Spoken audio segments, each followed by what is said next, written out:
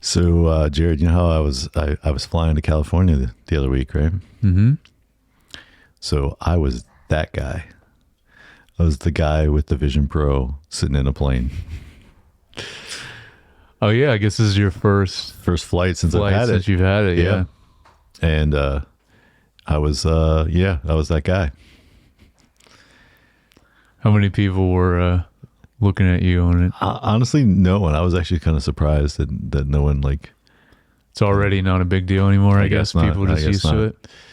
I mean, eventually it's going to be that dystopian future where Right. everyone on the plane is just going to be wearing one, Right. even the pilot. But it was cool that the longer flight was the longer because we had two parts, you know, like changed planes. Right. Both times on the longer sections, they were newer planes that had USB-C like right in the back of every Ooh. seat.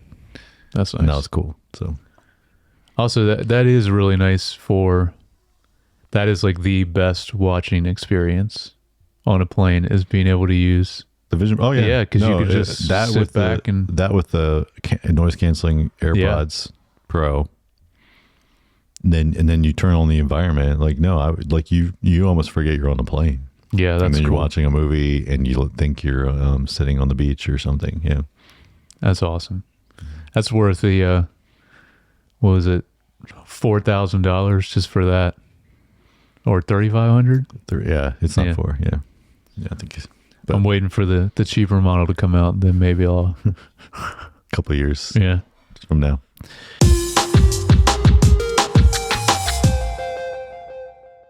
Hey, welcome back to Screen Time TV. I'm your host, Josh. And Jared, did you know there's a good news and bad news about hell? The good news, hell is just the product of a morbid human imagination. The bad news, whatever humans can imagine, they can actually create. Yes, great quote.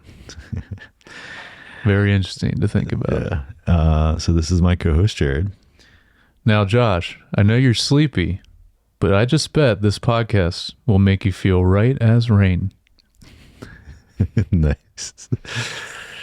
All right. So today we kick off our coverage of Severance Season 1, week to week, leading up to Season 2, mid-January. Mm-hmm. If you have not watched this show, please run, don't walk to your closest Yes, TV immediately. or video watching device. Mm-hmm. Subscribe to Apple TV Plus if you don't have it already, and watch episode 1 of Season 1 of Severance. Yep. And we'll be talking about only that. We won't be talking about future. Episodes yet. Yeah. Yep. We'll go week to week. But before we get into that, we're going to do Based or Waste. Yes. And then before that, we're going to get into a little bit of other things we've been watching. So what have you been watching? I have a little bit bigger list this time. Okay. I have two things, and we'll probably cross over with both of those, I imagine. I wanted to also mention my other two quick quotes from this first episode of Severance is, hi there, you on the table. I wonder if you mind taking a brief survey. I love that line. And then one of my favorites is, hi kids, what's for dinner? I like that one a lot too. Yeah, that was good. No, there's some good lines in this. Yes. Great dialogue. Yeah. So, well, you can go ahead and start, because I think you've probably at least watched one of these things that I've watched. So, Yeah, probably both. or both. Yeah. They're all. All right. So, well, I just want to, I'll start off with like some quick stuff. Watched first 2 episodes of Season 2 of Bad Sisters. Right. I really enjoyed the first season of this. It was pretty good. Kind of dark humor kind of stuff. Mm-hmm. About a group of sisters trying to kill one of their sister's husbands. Yep. So this picks up right after Season 1. Okay. Where now the husband is dead, spoiler alert. And then like kind of like the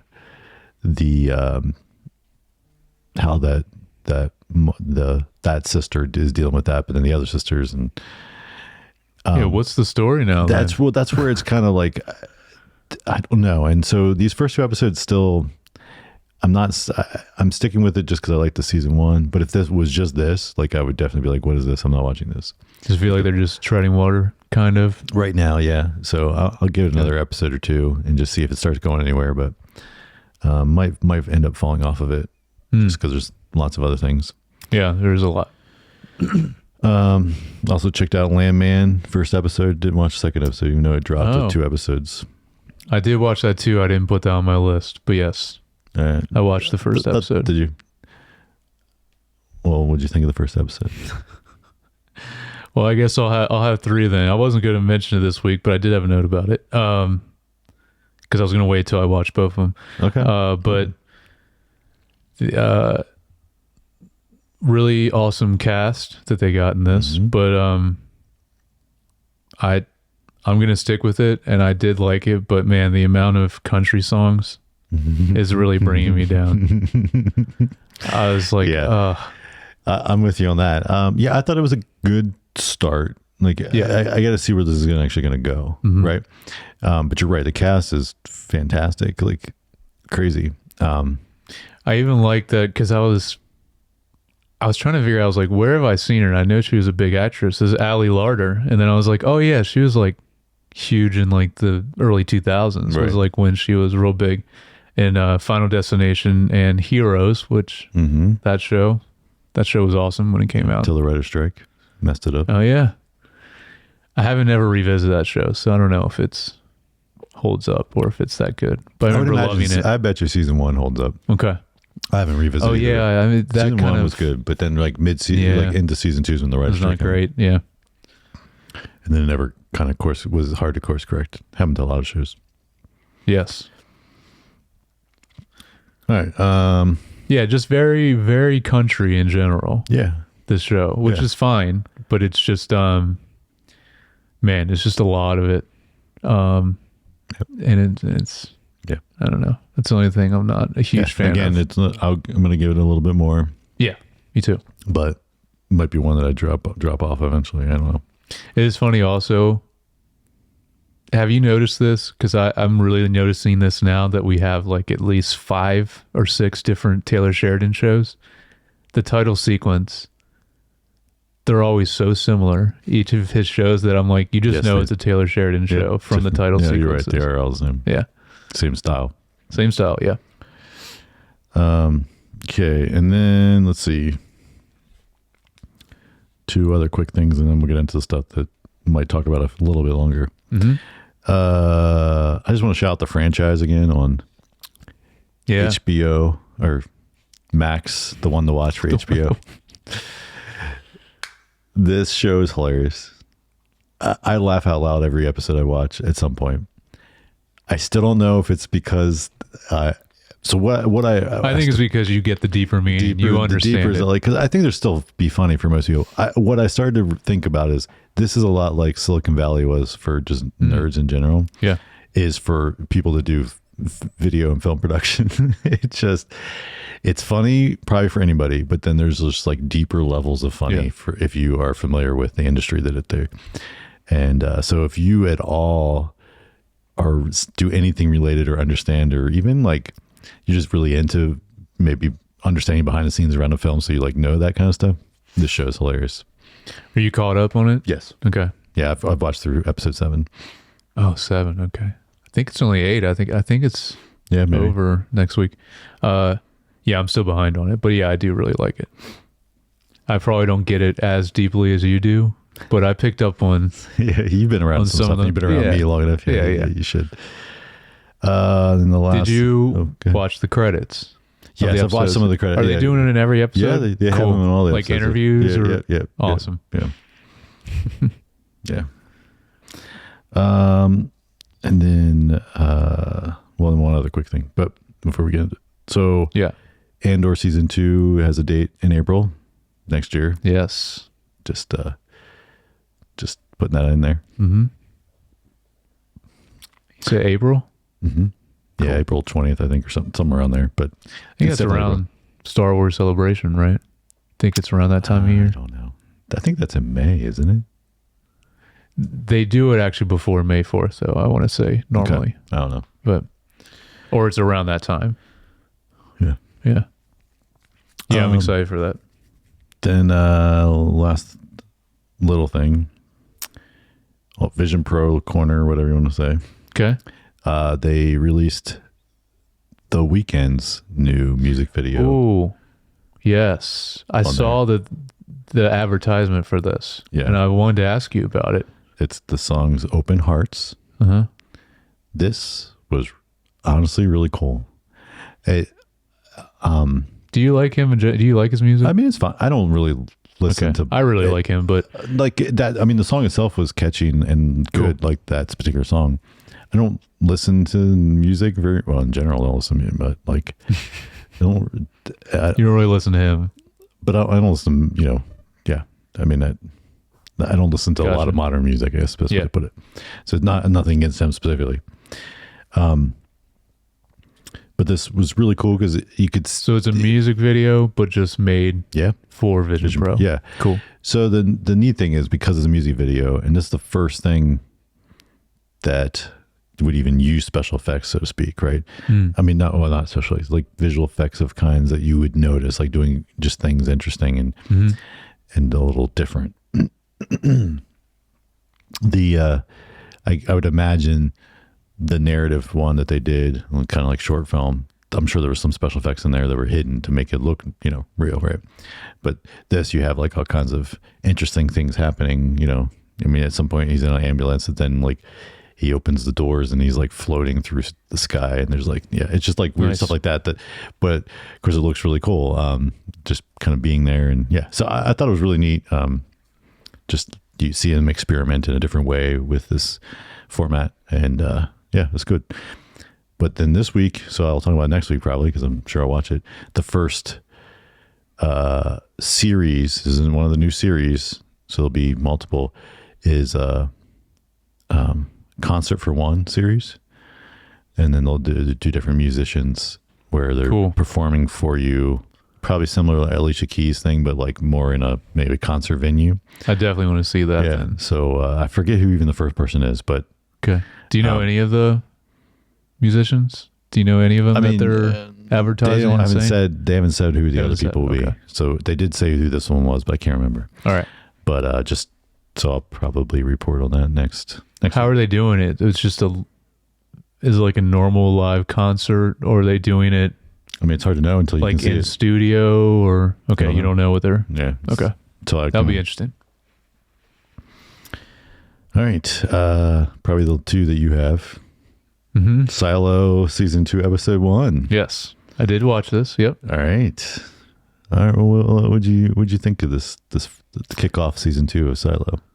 Yeah, I think it was a slow start, but I'm still very interested in it, especially now where she's at outside of our main silo.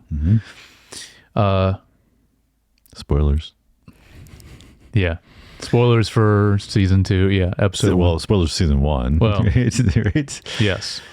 So I really like, it's very interesting getting out of that. Cause like I said before, season 1, there was moments kind of more towards the middle of the season that kind of got a little slow and boring because they just kind of were staying there and there wasn't as much happening.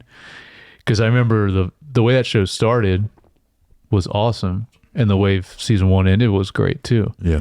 So this one seems kind of a slower start this time. And my only negative is this episode was like really predictable, especially with the ending. Cause as soon as she got into this new silo, I was like, no one's going to be in this and they're going to cliffhang the episode on her running into someone. And they did exactly that. Yeah. I mean, I don't disagree that was kind of predictable, but I do think they did a good job of teasing it a couple times where you thought, oh, maybe she'll find somebody here. And then she does. So like you keep thinking, well, maybe it'll happen here. And then we'll get a little bit and then it'll be cut, and then of course we finally get to the end. Yeah, I mean, I don't disagree a little bit with what you're saying. The pacing was a little slower because not much happens. Mm-hmm. But at the same time, I think it was a strong start for the season, because you don't have to make a lot of progress in the first episode, Right. and then it'd have the intro before the credits, where it's like the seeing the revolt that happened. Yeah, that was cool. In that silo, and then then like the dead bodies, like she had to climb over, and that whole sequence of her breaking in there was done so well and looks so good and real, like the props. Yeah, this show looks fantastic. Yes, yeah, so good. I was watching this episode. I was like, man, does this look even better than season 1? Yeah, like maybe they got a little more money. Maybe I don't know. Yeah, it looked really great. Game. Even when she's outside, like that didn't look fake or green screen in any way. Like it looked really, really good. Yeah, thought that was great.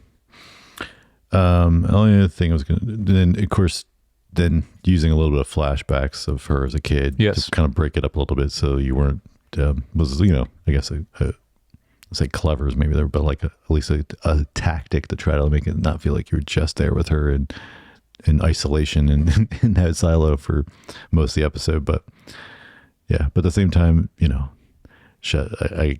kudos to Rebecca Ferguson being able to carry almost the whole episode by herself. Oh yeah, on camera. So yeah. The only other note I was going to say, like I came across, I noticed. Okay. So season 2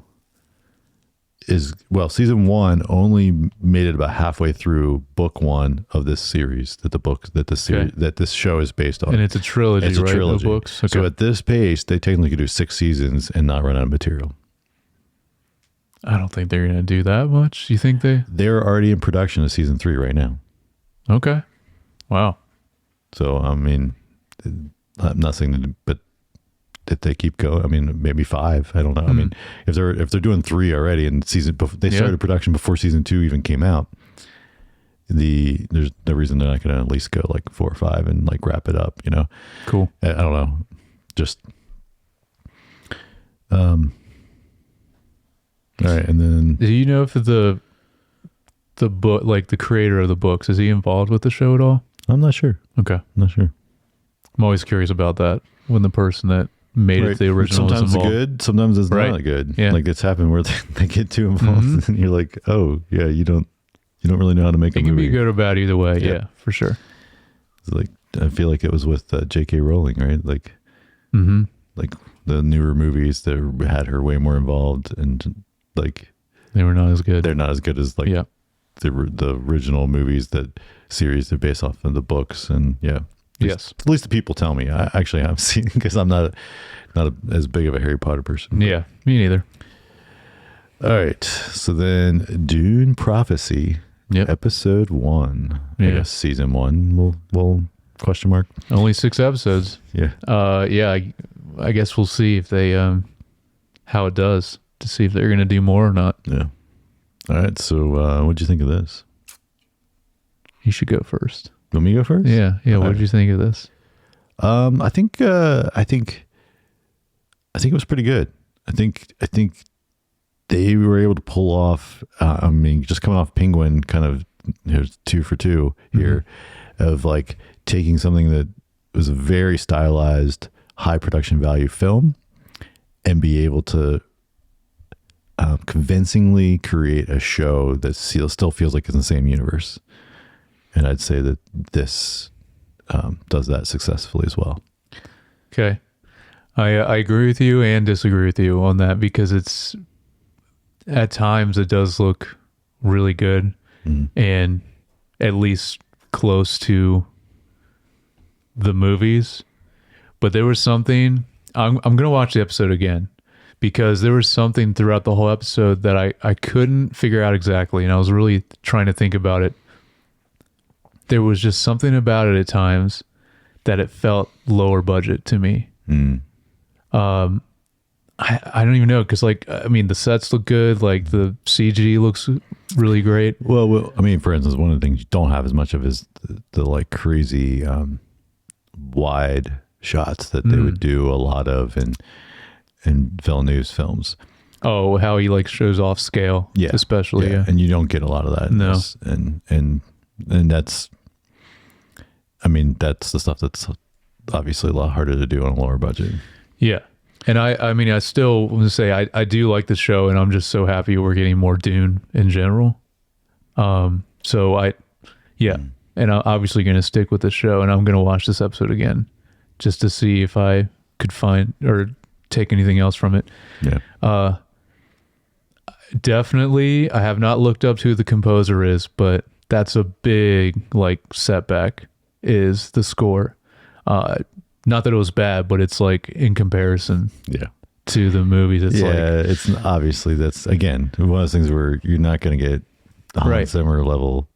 And I think that's also part of it, is that not that the actors in the show are bad, but it's also like the amount of talent and who they got for the movies is just insane. And then you were going to this.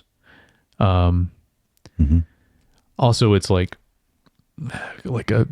such a different time too. Like, what is it? 10,000 years they say before Paul Atreides? 1,000 years. I think just I think it's 10. I just think it's way more than 1,000. Right, yeah, 10, it might be 10,000. I don't know if I have a note about it, but I did really like, though. So this is my other thing that I'm kind of conflicted on about the very beginning of the episode. Is I thought it was awesome seeing a brief glimpse at the machine wars and kind of why that happened, and why like a lot of that technology is like banned now, or like no one uses. That was really cool to see. Yep. But then also it was like over 10 minutes, I think, of just like voiceover exposition, like lore kind of dump, like introduction. Did you notice that it was very long in the intro? It was long. I don't know if it's 10 minutes. I don't know. The episode's actually, and the episode was pretty long. I think it was a little over an hour, right? Yeah. I think so. So that part, I was kind of like, this is a lot up top that I think maybe they could have, I don't know, spaced it out or done something else with it. But yeah, those are my only two things. Like I said, it just kind of at times feels lower budget in some of those choices. But besides that, I'm very excited for this show. And obviously I just love the Dune universe. So is there anything else about this that stood out to you? Yeah, well, I had a note about the younger versions when they're showing like the younger stuff. That actress was not good. And I was like, and so I didn't wait for which one? Like kind of the main younger, because you see both of them younger. Yeah, I know, but the main one. Okay. That then becomes the mother, like in the present. Okay. Yeah. And she, because the other one, like, you see her, but she doesn't do as much in the flat. And like, so you're talking about the one that actually uses the voice at the beginning. Yes. Yeah. And I was like watching it, and of course, like I said, I stopped watching trailers a long time ago on this. And so I was watching, I'm like, I was like, this is not very good. Yeah. And then of course it's only whatever, 10 minutes or something. And then it does the fade to like, present day, older version of her. And then of course that actress, she actually does a great she's job. good. I mean, we've seen her in other stuff. Yeah. And I was like, okay. They cast the other lady because they had to find somebody that kind of looked like her. And so, and I'm like, okay, well, as long as we don't have to spend on it. Definitely, I mean, They looked. The look was good. There, how they did the casting for the look. Or sometimes maybe it's better just not worry about that and get someone that can act better. For the acting than but anyway, so that was note of that. Then the guy that shows up from Arrakis, that then like he was supposed to die and he didn't. I was like, we had to find our Jason Momoa lookalike, even though Jason Momoa doesn't have a beard in Dune. Jason Momoa does the reverse beard. Yeah, in that movie. Yeah, but this guy, he's got like the same look, and I'm like, you're just kind of going for the same. Yeah, so that actor, I think his name's Travis Fimmel. he's been in Raised by Wolves, which I love that show. Bummed that they canceled it. He's been in some other stuff too. I think he's a good actor. He reminds me of like low budget or off brand Charlie Hunnam from Sons of Anarchy. Look very similar. But kind of the feel of Jason Momoa as well. Yeah, I mean, I don't think he looks like, because obviously, I mean, not even this. But I just meant like for like the vibe they're trying to go for in the show. Oh, I got is you. like the same kind of dude. Mm-hmm. It seems, but that character's very interesting though. What they're doing. Well, yeah. So cool. Not to spoil, but like then later, what is the heck? I mean, he has some kind of power. Yeah, that's like obviously not something that we've seen in the Dune universe in the films. No, the only thing I could compare it to is it's similar to like how the effects of the Gom Jabbar, where you put in the hand in the box, mm-hmm. but it's actually happening though. Yeah, but I don't know. I'm sure book people can probably tell us that have read all the books. I'm sure this is something we just don't know about it or what it, how this power can come to be in someone. But yeah, it is interesting. Then the only note I had about it was like the vision/dream sequences were really cool. Yes. Those are some of the best visuals. I think that was some that I saw in the trailer. That's what I was mentioning. I was like, oh, this looks really great. Yeah. Some really cool. Yeah. Where you see like the two versions of her up in it. I love that. Yeah. That was awesome. Yeah. There's some really cool stuff there. Yeah. All right. Any other things on that? No. No. Okay. I'm looking forward to more of it though. Yeah. Same. All right. Well then. Yes. It is time for Based or Waste. It's time for Based or Waste. All right. Welcome back to Based or Waste. The best game show on YouTube. Nice. Some big claims. Yeah. No, definitely not. But we have fun doing it. So this time, the most fun you'll have this week. Yes. But this is based on Rotten Tomatoes audience scores. Go through either TV or movies, and Josh is going to guess if this TV show or movie is based or waste, if it's good or bad. We are back to movies this week. Okay. We have 10 like normal. Are you ready, Josh? I'm ready. Okay. Let's see how you do. You had 3 wrong last week. I believe so. Okay. See if you can improve this week. All right. First one is A Real Pain. This is Jesse Eisenberg and I'm going to say Kieran based. Culkin. Yeah. Yes, it is based. 80. This just came out actually, didn't it? I think so. Looks good. Yeah, in theaters. I think Jesse Eisenberg is directing. Correct. Well. Nice. Second film he's directed. What was his first movie? I don't remember, but I know it's not his first. Okay. All right. The next one is Here. This is the new Robert Zemeckis movie. You know what this is? No. This is a long time coming from the last collaboration with Tom Hanks and Robin Wright, but they are back again in this. Oh, right. Since Forrest Gump. I have seen I did see the trailer for this. No. Yep. Go through like their whole history. Yeah. Do a lot of de-aging. Yep. Yeah. I'm going to say based. No. Which is a bummer because it's Robert Zemeckis. He hasn't done anything in a while though. This is his first movie in a while, but Well, he hasn't done anything good in a while. Yeah. I mean, like, well, he started doing all this weird stuff with like that kind of stuff. Yeah. And it's like he's way more into the technical of pushing. He's turned into a George Lucas. Yeah. He was more on the and then actually do a good storytelling. Yeah. No, this is a waste. This is a 55. Oh, barely. Yeah. This is on the line, but I still want to see it. It'll be interesting. It's a cool concept for the movie. Okay. Next up is Anora. This is a movie I really want to see this movie. Yes, this is a 91. This seems to have a lot of Oscar buzz already. Yeah. Which is interesting, but I hope Dune 2 wins. But we'll see. All right. Next is Smile 2. Based. Mm-hmm. Okay. 81. All right, doing better so far. Okay. Next one is Pool Man. This is I don't know if I know this one. what's his name? Chris Pine. This is Chris Pine's latest movie. I guess it's about a pool man. I don't know. I'm gonna say Waste. You are correct. This is a 20. Ooh. Yeah. Yeah. That's real bad. Okay.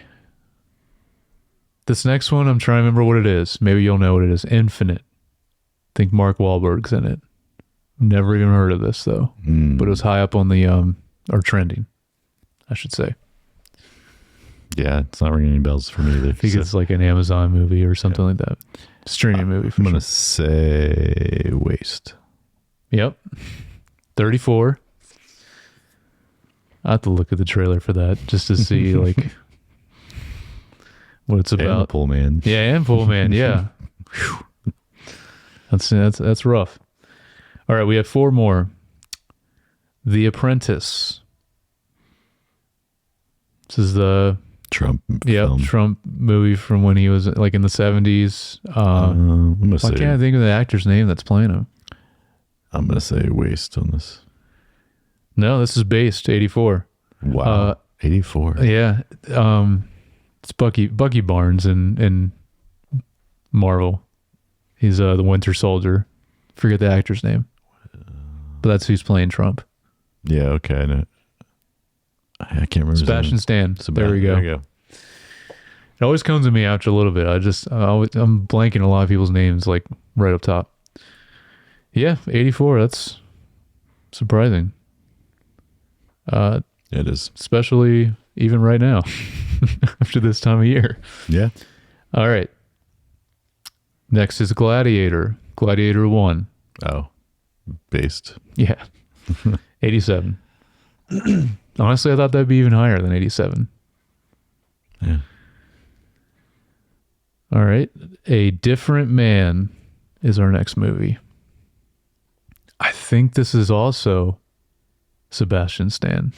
He did 2 movies recently. I think this is his other movie. Don't know what this is about. I'm going to just say Waste. Nope. This is based. 81. It's 3 missed again. That's 3 missed again. Yeah. All right. Last one. Very relevant to our movie pod. Megalopolis. No. Waste. Yeah. Unfortunately, it is a 35. We will get to it eventually. We will. All right. So your average lately has been 3. It's a 70%. 70, yeah. 70%. Yeah. That's Still, that's passing. it is passing. Yep. C. Yep. Like I said last week, we'll see if you get back to a perfect score by the end of the year. Let's see if we can make it I out. don't know. All right. I'm trying to think, so far, have you been better with TV or movies? Probably TV. Probably. If I had to I guess, think I'd probably say TV. Yeah. Yeah. It's a little. Movies are a little kind of all over the place, though, I guess, than TV, I would say, with the audience score. Well, because it's not an episode, it's like a whole season. So it's pretty Yeah. easy to kind of know That is where true. shows sit, if people kind of like them or not. Or if we do a rating of the whole series, the whole where it's series, like then several. it's really, yeah. Mhm. Okay. All right. Well, that's it. That has been Based or Waste. Tune in next week, probably back to TV. With a lot of new TV coming out, so stay tuned for that next week. All right. Now we get into our feature presentation here. Oh yeah. Severance, season 1, episode 1. Good news about hell. Our synopsis for this episode: Mark is promoted to lead a team who've had their memories surgically divided between their work and personal lives. Wow, that's all the description. That's all they give. Man. All right. Okay. So, overall thoughts? So we'll start with saying, obviously, both of us have seen the show before. Yes. We are rewatching it now in preparation for season 2 coming out in January. Mm-hmm. And we are not going to talk about future episodes. We're going to stick to, every week. We're going to stick to just the we're episode. We're going to spoil upcoming stuff so that if you've never seen it, you can follow along with us. But then we'll get into a lot of theories at the end of this because there's so many theories. But so this show, honestly, I think it's like a masterclass in like almost every department or every type of way. Yeah. I mean, script, acting, cinematography, music, set design, even like how intentional the different color schemes are in certain scenes and settings. It's just, and after not watching it after a while and seeing it again this time, like, man, I like it's. Yeah. I mean, I think I like it even more now, and just like maybe because I'm recognizing it on a higher level now. Because when I watched it before, we weren't doing a podcast, but it's just an incredible show all around, and it's definitely in my for sure top 10 of all time TV shows. I don't know how high it would rank for me. I had to think about that more, but yeah, I absolutely love this show. What about you? Especially this time through. What'd you think? Yeah, so kind of similar to what you were saying. I was pleasantly surprised that it was better than I remembered. Yeah. Because I mean, I had fond memories and really liking this series. I don't think I rewatched anything though on it when I watched season 1. So it's been, whatever, almost 3 years. Yeah, since I watched season 1. Wow. So, but I just had, this kind of like just thoughts of like, hey, that was a really good show. And that was, so my expectations were pretty high going into it. And then watching it, like you said, just watch it like unveil this like just masterpiece of, like you said, like kind of every department and of just honing their craft at such a high level and the attention to detail and things like that. It's I think even the way this is just another like very executed at a very high level. Like even the way they keep evolving and kind of the way they dish out the mysteries, and slowly, we don't really see that much yet, but like the way they even like the pace at which they show, like they bring out these mysteries and then actually answer them, some of these questions, is just done in such a great way where it's not like, it doesn't feel overbearing. Like we're going to throw like how Lost did at times, like just so many things, so many mysteries, and then maybe answer like one, and then but then there's like a million more questions. Like just the way they even go about how to handling like all this stuff that's just like up in the air that you're like, oh, what's going on? Like the way they present it is done so well too, where it doesn't feel like it's overbearing. Doesn't feel like it's like too much. Right.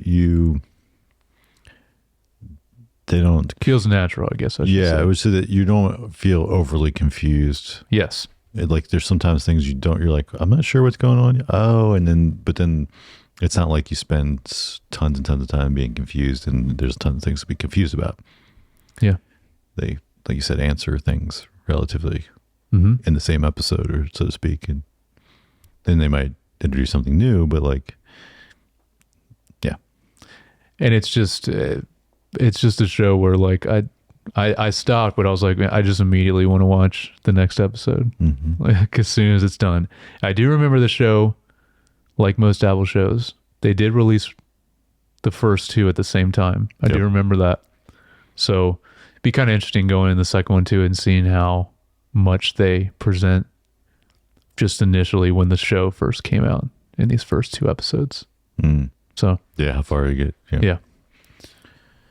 All right, well, let's get into the episode. Yeah. What do you have like notes wise? Do you have like a decent amount or? I don't know. What's a decent amount? I don't know. I've got some notes. Okay, cool. And then, so, I mean, first off, just right off the bat, the overhead shot of the lady on the table, and just such a cool looking shot, the symmetry, the everything. And then, but then the POV going to almost like the POV of the speaker, right? Mm-hmm. And then, of course, that's then the one quote you even said earlier about a lady on the table. Do you want to take a survey? Brief survey. Brief survey. I mean, like, so random, and this is how they open this thing. Like, and so you're like, what the heck's going on? I don't know. But it's immediately interesting though. Yeah. Like, it does. The symmetry though is like, I didn't realize how big that was this time. Like in a lot of shots, and it's all well. So I have another note about it, but that's actually my next note. But like, then while they're in that POV shot, she gets up and starts moving around and gets off the table, and it follows her a full 160 degrees around, which is also cool and not easy to pull off and from a and it just so cool. So shout out to the cinematographer. I did not write her name down. Yeah, I'm gonna have to look. But I remember it was a woman, and then I also remember, I think she's French, and she really hasn't done much other than some French films before this. Wow. Okay. So I'm sure if she didn't win, she got nominated because I know the show got tons of Emmys. Yeah, ton of wins and nominations. But yeah, so next the symmetry, but it all revolves around the lumen stuff. Yeah. So as soon as you get, when they're not part of like at work and lumen stuff, then they get away from that. Okay. Yeah. I didn't think about it in that way. And so it's always very symmetrical. They're using it as a storytelling. Okay. Again, and then another note I have is about, because you were saying like the things but the details and stuff, but like just even the posture of the actors. Yeah. They are like upright and perfect, like when they're inside. Mm-hmm. And then when they're outside, they're a little bit more normal, relaxed, like, but then like the smile on their face, like our main guy, Scott, right? Mark. Adam Scott. Yes. Mark. Like he's just a grin almost the whole time while he's inside, right? But then as soon as he's outside, I mean, of course we don't see him, right? We just hear the audio interaction. Then we cut to the first shot we see him is he's crying. Yeah, he's crying in the car. That's the first time you actually see him. Yeah, and then he goes in, and then of course switches, and he's inside. But yeah, just all the way they play with everything like that, like to really make it feel different. I mean, the lighting is different. It's very like the color scheme you're talking about. That's like that's very and then particular. Even like the music, especially when they first gets down there, and it's all like happy, I haven't known about that. Happy. Yeah. Oh yeah, it's all happy and upbeat and Yep.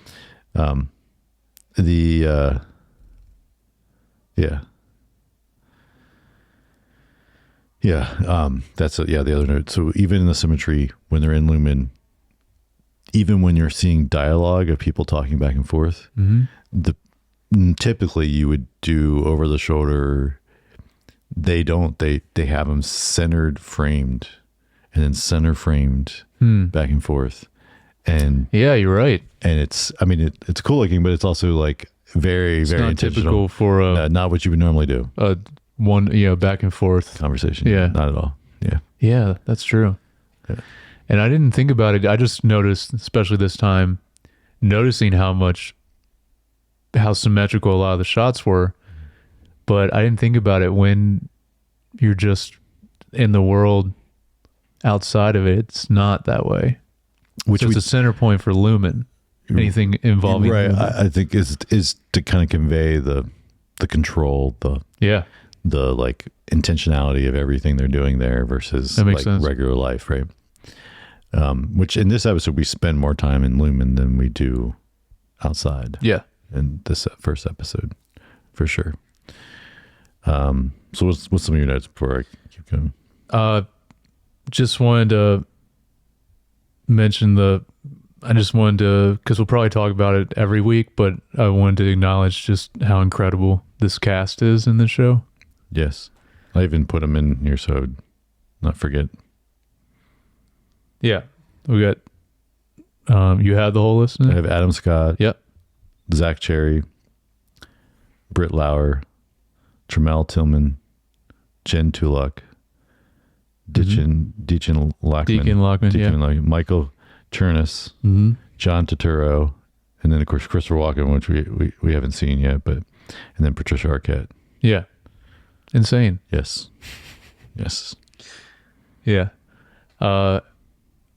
And one thing, like, especially watching it this time, just not only obviously how great everyone is, like the acting, how good their performances are, but just every character is just immediately interesting, and like you immediately like them or dislike them, like how you're supposed to.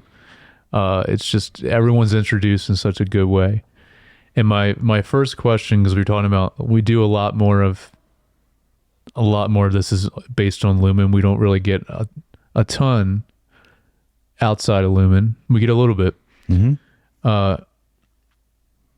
One thing I'm immediately like thinking about this time is, where does this all take place and what time period? Which I did look to see the show creator, which is Dan Erickson, because I thought Ben Stiller, he didn't create it, but he was like kind of the main showrunner, I guess. He's a producer, and he's also directed. He's directing some episodes. Yeah. But Dan Erickson confirmed it is present day, because sometimes, I mean, you see the cars and different things, and it's like, well, even the technology in Lumen is very tactile, like 70s almost. So it is nowadays, or I guess we would say from when the show came out, probably 2020 or, present day. And the other thing is, it is somewhere in New England type of area, Boston, to a degree, it seems, especially like all the snow and just like the location. But the town name is something different. So that's something we don't really know, which we will get that eventually. But yeah, it's just interesting thinking, where is this taking place and what kind of technology we have here? Because it seems very different in general. Right. Yeah. I mean, obviously there's what they're doing where they severing something in someone's brain. That's obviously not real. I mean, no, so that's it's like more way advanced. Future, right. But then, so, I mean, I did have a note about the computers they're using. And like you said, like it's definitely like feels very retro, but at the same time, I just noted like the design and the functionality and everything they're doing makes sense. And so many times when like people get on a computer and you're like, what is that you're seeing on the screen? Like in a TV show or movie, like even, and like, right. And this obviously was very well created and thought out, because it's never Windows or Mac, like OS, like almost, it's always some random other weird thing. Yeah.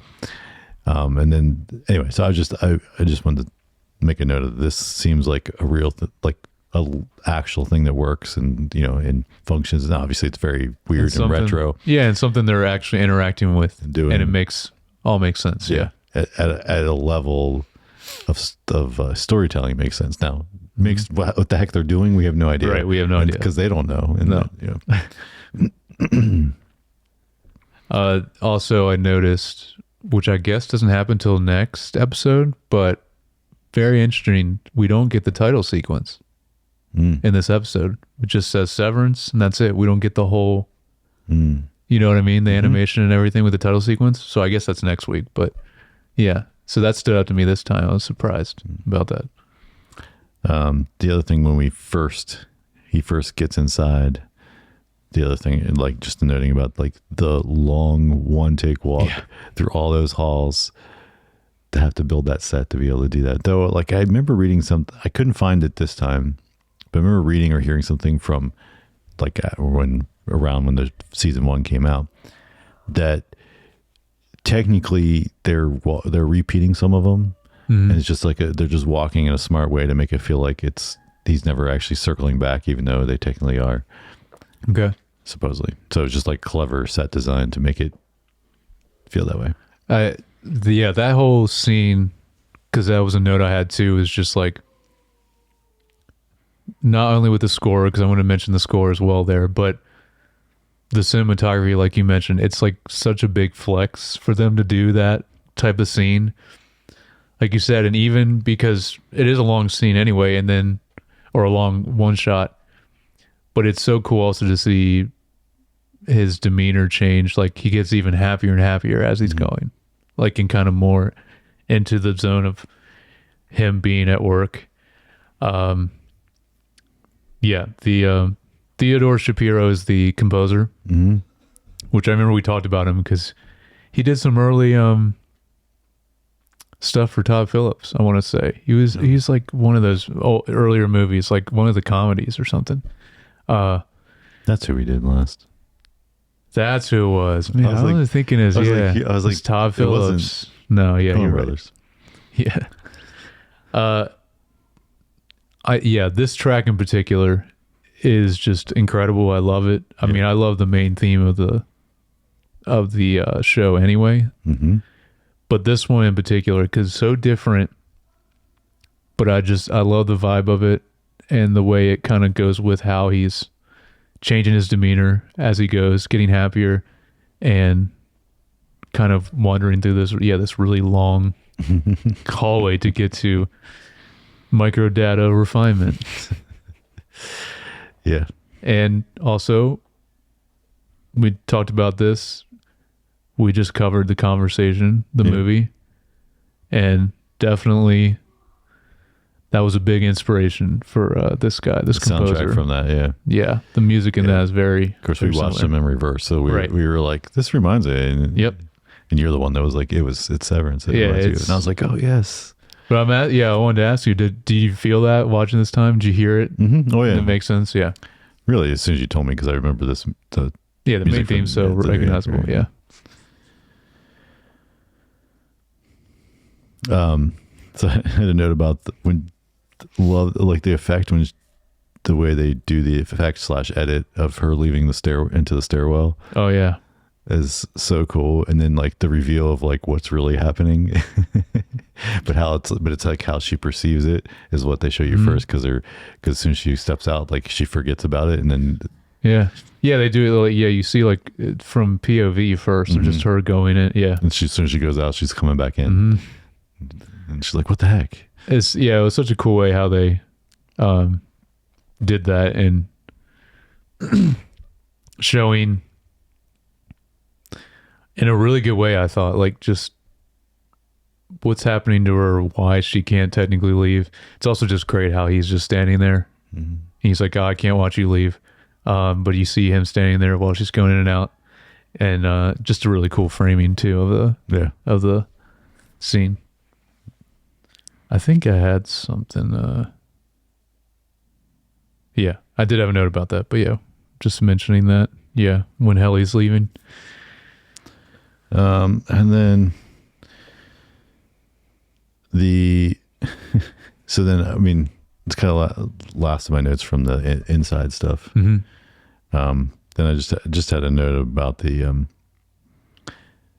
well, first the dinner party and the brother-in-law. I'd completely forgotten about the brother-in-law as a character, and he's hilarious. And so like just not what you would expect, like his sister. Okay, so you're talking about on the outside. I thought you were mentioning you were going to talk about something else on the inside, but no, you mean... No, I'm saying, like I'm jumping to some stuff on the outside. I to going into that also, like watching this time also, I just forgot. I remember the show being funny, but I was like, I would laughed even more this time. Yeah. Well, Like, it was surprisingly funny, more than I thought it was initially. yeah. That character is just crazy. Yeah. Ricken. You're like, the three beds and the Oh my gosh. he's Yeah, he's like, it's important not to disrupt his development from his, so he's just used to the bed, so he'll grow up around them all. crazy. Yeah. I love that scene, the dinner party scene. Mm-hmm. It's also just what they're actually doing. The dinner with no dinner, and the way that all those people are talking is just insufferable. And I would be going crazy if I had to sit there during that. But it's also such a really crucial scene for the world building of the outside, because you get a lot into like different things they talk about during this dinner. And you also get kind of the opposing sides. This is like the biggest like political issue too, you notice, which is really cool. Yeah, to see how that is conveyed. This was I think one of the most important scenes from the first episode to kind of build everything building, up. In a clever way, just having like this group conversation. And then we get the reveal of Petey. Right. Like, he just sees him standing outside out there, and then eventually he sits down with him at the cafe or whatever, diner or whatever it is. Right. He goes there because he got a free thing from work. Yeah. The VIP section. It's like, it's not literally no different. They just have it roped off. There's the kind of things that makes it funny. Yes. But it's also funny because it's so real life. The way it's so corporate, the way they went about, like, here, sorry this happened at your work, and here's a thing. Oh, Pip is the name of the diner. And it's a note because and he doesn't realize he's got the little cut on his, and then he's like, oh, because he doesn't remember what happened in the office, and they have to like make up something even because it's the lady really hit him. Yeah, she threw what did she throw at him? I think it was a speaker. She threw the speaker. Dude, yeah, that scene too. Like, there's so many comedic moments that like are just done so well that like this show is not mainly a comedic show, but it is way funnier than like I remembered it being the first time through. Yeah, because then the last thing is like him dealing with the neighbor with the trash, and there's like the back and forth, and that's funny because you're like, oh yeah, that totally happens. Like this old lady next. Well, that's like way too involved with like everything around. Yeah, but then the reveal. It's perfect. Like, and then you're like, oh my gosh, it's his boss from work. Yeah, Harmony. Yeah, from work. So I also made a note of, I don't know if you picked up on this. She says a different quote here about her mother. So the quote I said in the beginning, I didn't. She's like, she said he was she's atheist. Inside when she's talking to Mark, she says, my mother was an atheist. She used to say that there was good news and bad news about hell. Mm-hmm. The good news is hell is just the product of a morbid human imagination. The bad news is whatever humans can imagine, they can usually create. Then when we see her on the outside and she's the neighbor, she tells Mark, my mother was a Catholic. Mm-hmm. She used to say it takes the saints 8 hours to bless a sleeping child. I hope you aren't rushing the saints. Yep. Both ridiculous lines, but also just funny that and on the inside she thinks, and of course she's probably making it up in both cases, but anyway, I just thought that was so just attention to detail of like just making her say one thing and the other opposite. Yeah, pretty much on the. I mean, all the dialogue in this show is just so good. I think that especially the first quote, the good news and bad news about hell, I think that hearing it this time seems like that's like very intentional to be like kind of like not a log line for the show, but definitely a good kind metaphor of for Lumen, right? Like and the things that are happening and will happen in this show, even in the future in season 2, maybe. Just very interesting. I mean, and it makes sense then you're naming the episode that essentially. Do you have any other notes? No, because I had that quote in there. Yeah. The good news and bad news about hell, just because I think that's such an important line. Yep. It seems more important than I initially remembered it being. And then, to go back to the dinner party scene, there was something else. I'm trying to remember now that like one of the random Rickens friends that are all like just super pretentious and something else they said that like I thought was really interesting this time about the I guess the more world building, and I think he mentioned something, because it was right before the scene cuts. Even I think he said something like, a friend of mine in like I think somewhere in Asia, he said, hasn't had a food-based dinner in 8 weeks or something, or like 8 months, and then it cuts. But like, so he was going to continue to say something more about it, but that was like first instance of like, oh, potentially there's something going on not only in America, or that this company Lumen's affecting the whole world. And I'm wondering if food has a bigger meaning to this show, because it kind of seems like it might. Okay. Or, I mean, they definitely, because they harp on it a lot. Like it's, they would, and they talk about something on the inside about that has to do with food. Yeah. I think you're right. I don't remember what they say. There's other stuff in the future episodes, but I don't want to talk about those. But like, I think even in this episode, they mentioned something, whether it's like, I don't know, something about a party, or they used to do, I don't know. Yeah. They used to do something and stuff I can't remember. Yeah. I mean, it could have to do with like the part of the bigger, like, reason, or what Lumen's doing. One of their goals maybe has to do with food in some way. Who knows? I don't know. So then I just I did a little like just curious where they film things. Okay. So basically everything's filmed in either New York State or New Jersey. Oh. Okay. And then the building, Bell Labs. Is that the Lumen building? I'm sorry. The Lumen building is a Bell Labs building. Okay. Like I was curious Bell about Labs, that. Yeah. That they use for the wide shots and the outside, outside and in like the intro lobby. Oh, it's also the same building. Yeah. Okay. It's the Bell Labs. There's some great shots of the interior too. It was so cool. Yeah. And then I'm sure like all the stuff once they get down on the inside, like that's all just set. It's the set. Yeah. Yeah. But yeah, so because they built all this hallway. You're talking about that. They did all that. Yeah. But like the other exteriors of like the small town and the housing and different like it's all just somewhere in New York State, or I think, because I think the New Jersey stuff is like the Bell Labs places in New Jersey, and so some of that stuff is in New Jersey. But yeah, the feel of what we see of the town too, like it's not like a huge, like it's seems like not a huge population town.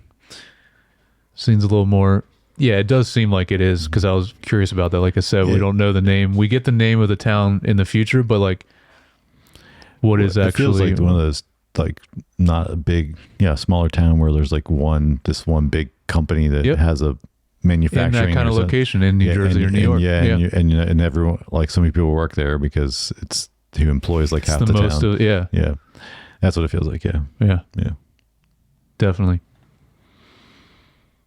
Well, cool. I think, just again, just loved watching this again. Yeah. And really looking forward to each week now getting through it. Yeah. And I have faith just because this was all done in such an incredible degree. And because they had so long to do season 2, I have faith that this second season is going to be just as good, if not better, which is like insane. Like it's going to be really great. I'm really looking forward to it. Mm-hmm. The new season. Yeah, me too. Well, I'm sure some of you have watched season 1, episode 1. what are some of your favorite moments, or do you disagree with some of our thoughts or ideas, you can leave us a comment or write in at feedback@screentimepod.com.